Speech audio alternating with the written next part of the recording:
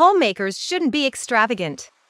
The electricity bill is $3, and daily food costs should also be $3. Upon my return from shopping, that's what David said to me. Show me what's in those shopping bags, Sarah. Okay, but why?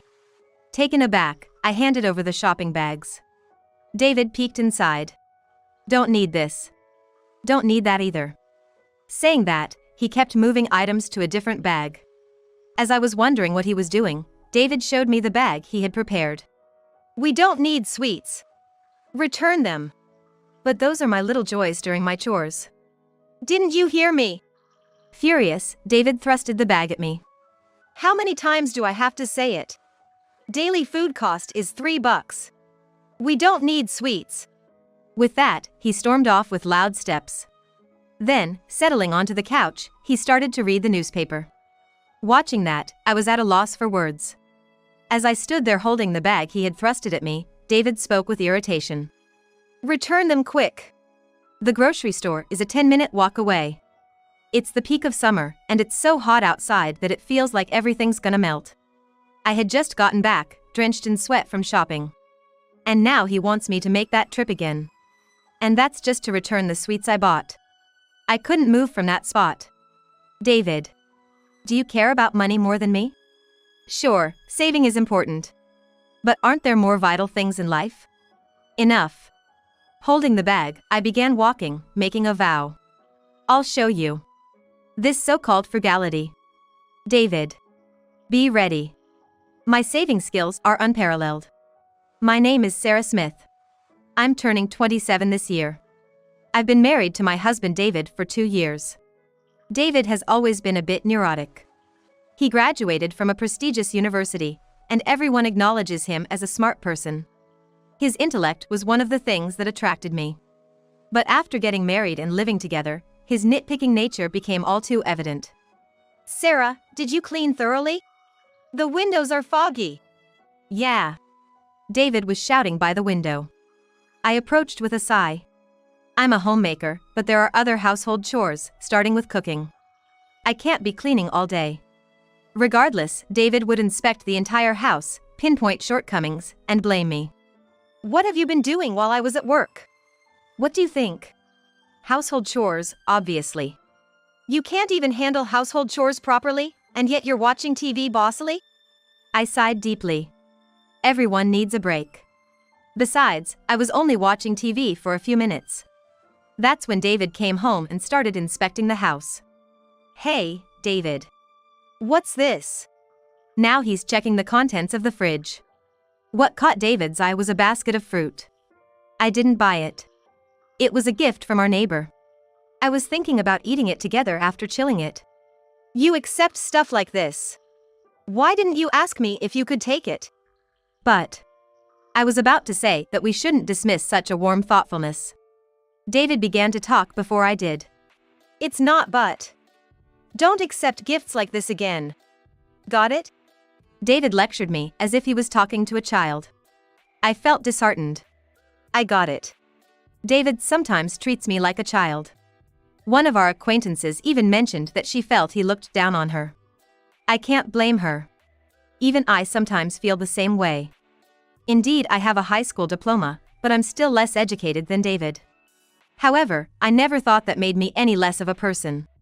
But it seems David feels differently. You're a troublesome person, Sarah. You never know what mistakes you're gonna make if I'm not watching. I was taken aback by David's words. He never saw me as an equal. This realization saddened me. For someone with such a high educational background, David's earnings aren't that great. He works for a mid-tier company, and there's no sign of a promotion anytime soon. Yet, he looks down on his colleagues. It's just so frustrating. My boss is just not smart. That was David's usual complaint. I don't know David's boss. From what I've heard, he seems to be David's nemesis. I wonder what the real story is. David has a habit of exaggerating when he gets worked up. So, I can't take everything David says at face value. David mostly vents during dinner. Drinking beer, his face flushes as he complains about work. That guy, you know. Yeah. All I can do is nod.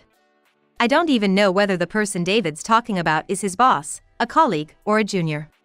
How am I supposed to react to stories about people I don't even know their faces? Slowly, David's mood begins to sour. You're pretty cold, you know? What? After all the hardships I've been through, you just stand there laughing. It's like it doesn't concern you at all. With that, he looked at me with disappointed eyes. That was unexpected, I felt. I don't think it's none of my business. I believe David is really trying. But, he's just not getting the recognition he deserves. I understand why he's frustrated with his coworkers and job. David, I don't really know much about your job or workplace. That's why I'm explaining it to you. You just don't get it. Saying this bluntly, David chugged down his beer. I was at a loss for words. A few days later. Hey, I ran into a university buddy in front of the station today. He wants to come over.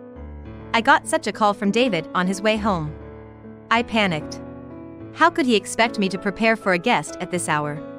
I had only prepared dinner for the two of us, just the usual dishes. I'd have to run to the grocery store now, buy some food, or set out some ready-made meals. That's impossible, at this hour. It's fine. Just whip something up. With that, David hung up. I didn't even have time to think. I quickly put on makeup and hopped on my bike. I stopped at a convenience store closer than the grocery store and bought some booze and snacks. That'll do. I'm home. Welcome back. Oh, and you too. Hello, thank you for having me. David's friend mentioned he was single. Perhaps because of that, he seemed more stylish than David. It reminded me of David when we first started dating and made me feel nostalgic. I couldn't help but smile, to which David responded with annoyance. Just because this guy's handsome doesn't mean you have to keep staring. I'm not staring. I led the two to the living room. Seeing the food on the table, David's friend exclaimed in delight. I'm starving. This is great. Sarah, come here. Contrary to his friend, David looked displeased. What's this? What do you mean? It's tonight's dinner and some snacks. They're all store-bought. Did you slack off? What do you take my friend for? That's not. Tonight's dinner was salmon chowder, fried pork chops, and a tomato salad. These 3 dishes were homemade by me, while the snacks were, as David pointed out, bought from the convenience store. But David spoke as if all the dishes were store-bought. What were you doing at home? Housework, right? That's your job. Don't slack off. I didn't slack off. I just didn't have time for it. David, calm down. David's friend, seeing the tension, tried to calm David. David conspicuously sighed in response. This woman's always like this, you know. I'm struggling. David. I understood. Just as David was bad-mouthing his workplace at home, he was bad-mouthing me when he was at work or with friends. In fact, when he had a few drinks and got in the mood, David said things like this. Sarah, you're gonna cheat on me with him, aren't you? What are you talking about? Nah, I can tell. You're that kind of person. He accuses without any evidence. His friend and I managed to calm him down.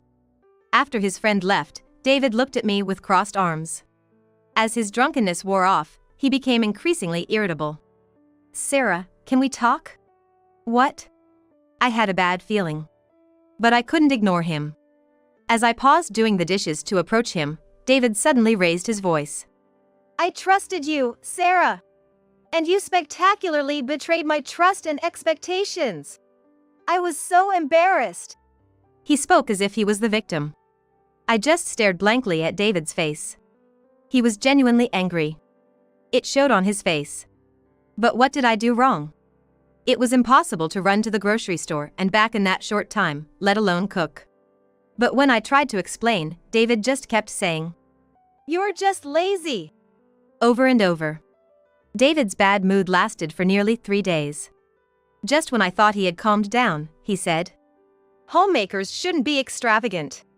The electricity bill is $3, and daily food costs should also be $3. With clear anger, David stated this. That day was a holiday. David was home during the day, and he greeted me when I returned from shopping. But he was still acting strange. As soon as he saw my face, the words, Don't be extravagant, came out of his mouth. David went to the living room and started inspecting the shopping bags. Don't need that. Don't need this either. Saying that, he kept moving items to a different bag he seemed to have prepared in advance. I was wondering what he was doing. Then, David thrusted this bag at me. We don't need sweets. Return them. But those are my little joys during my chores. Didn't you hear me? David was furious. I was taken aback by his tone. How many times do I have to say it? Daily food cost is $3. We don't need sweets. Return them quick, said David. I was at a loss for words. I looked outside the window. It's the peak of summer now, and it's so hot outside that it feels like everything's gonna melt. The grocery store is a 10-minute walk away. And now he wants me to make that trip again. And that's just to return the things I bought. Even now, sweat is trickling down my forehead. I wish David would drive me there, but he was just sitting on the couch, showing no intention of moving. David never considered my health. Walking around in this heat was just too much. I might pass out. I tried conveying that with my eyes, but David ignored me and continued reading his newspaper. Fine then. I picked up the bag and started walking. All right then. I'll show him. This so-called frugality. Fueled by anger, I didn't mind the heat at all. I continued walking silently, accomplished what I had to at the grocery store, and returned home. You can do it if you try, can't you? David said, looking pleased. He still hasn't realized my true feelings. David. I've reached my breaking point. I can't put up with David's paranoia any longer. I can't break up with him until I surprise him. From that day, I embodied frugality. What? What's this? David, returning from work, was taken aback. I said matter-of-factly. I sold all the electronic appliances to save on the electric bill. What the hell are you thinking? David yelled, but I ignored him. In the living room, there are just a table and 2 chairs. All the other furniture was gone. Oh, by the way, I also sold that component stereo David cherished so much. Sarah! How could you do that? Are you serious? Tell me you're joking. Dead serious. I laughed as if David was joking. After all, we're trying to save on electricity, right? So, you gotta help out too. I told you to save money. I never lived extravagantly to begin with. I didn't live extravagantly either. I held back my emotions, just maintaining a smile. I can't let myself get angry too. I told it to myself and continued. But since you said it, David, I decided to try my best. That's what you wanted, right? Yes, but still there's a limit, Sarah. Where did you sell them? We need to get them back. Forget that for now. Dinner's getting cold. We don't have a microwave anymore, so if it gets cold, you'll have to eat as it remains cold. Hearing this, David hurriedly sat at the table. I followed him with a wry smile. As David was about to sit, his expression froze. What's this? It's dinner. I cheerfully replied. Green beans stir-fry, mixed bean soup, and then... They're all beans! David exclaimed in horror. I think David was neither particularly fond of beans nor disliked them. But now, he seemed terrified by the pile of beans in front of him. You're trying to save on groceries, right? Then, we've got to make do with cheap ingredients. If you don't buy sweets. That's it. The discounted ready-to-eat meals. You don't like prepared meals, right? I said coldly, changing my tone. Besides, even the discounted items cost $2. We can't afford that. What about beer? None. I thought he'd have guessed by the fact we had no fridge, but David looked close to tears when he heard there was no beer. So, from now on, we're going to eat beans every day?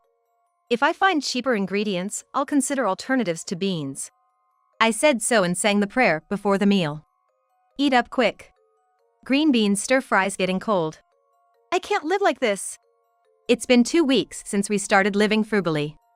David said, his head slumped over the table. Sarah, give me a break.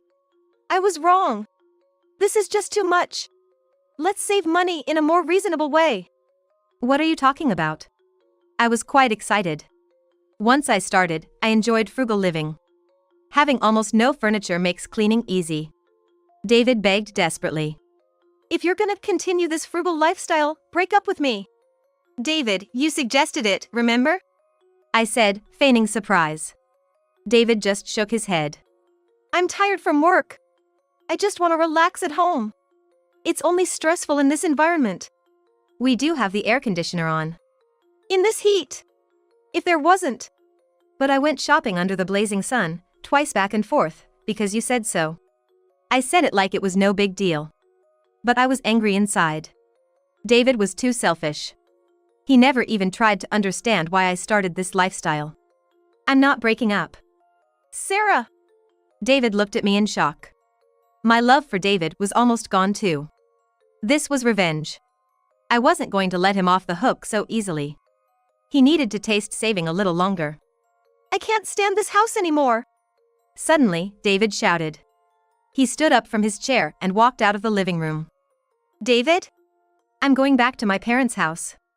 I'll send the petition for divorce to the court, so see you at a hearing. Saying that, he walked from the hallway to the entrance, got out, and got into his car. Apparently, he was heading to my parents-in-law's house. I didn't care. David will be back soon anyway. Sure enough, a few hours later, David made me a call. Sarah, what the heck did you tell my folks? David's voice was trembling. With a wry smile, I replied. I told your mom about everything you've done to me so far. I asked her, is this how you raised him? You did what? Of course she didn't remember having done that. She was shocked to hear how you've been acting. I ain't making things up. Unlike you. I've got my proof too. I've been secretly recording my talks with David. When I played it to my mother-in-law, she was so shocked that she was crying over the phone. As you ran your mouth too much, my dad chewed me out and kicked me out of the house. That's rough. I nodded, as if it wasn't my problem. Honestly, I can't see why David's so mad. All I did was tell the truth. As a result, it was my parents-in-law's decision to kick out David. More to the point, David got what he deserved. It ain't just about how my parents-in-law acted. The fact that our meals became beans-centered and that I sold appliances were all triggered by David's words. Now they want me to go home and make it up to you. They're all siding with you. Sarah, what did you say to them? I ain't done anything. Even amazed at David's paranoia, I carried on. David, if you're so keen on splitting up, I'll give in to the divorce. For real? Yeah, but there's a condition. Out with it. David was all fired up. He really wanted to get divorced. At the same time, I wondered if a woman who was David's ideal really could happen to exist in this world. Give me $100,000. So that I can live peacefully after we split up. 100,000. Stop joking. I don't have such many properties to divide. But if we keep living frugally, I think we can save up that much. Till then, no way I'm agreeing to a divorce. That's nuts. David shouted it was crazy. But it ain't crazy. If we live frugally, we need a goal. I just smiled. I rubbed my still flat belly. I think it's better than monthly child support. Child support? Don't tell me. Over the phone, I nodded, saying, That's right. I'm 3 months pregnant. The reason I won't divorce you is this baby. Don't kid yourself thinking I still have feelings for ya. Sarah, did you tell that to my parents? Sure did. Speaking of which, they're probably even more panicked now. David was lost for words. I guess this pregnancy was the worst news for him. But it ain't the kid's fault.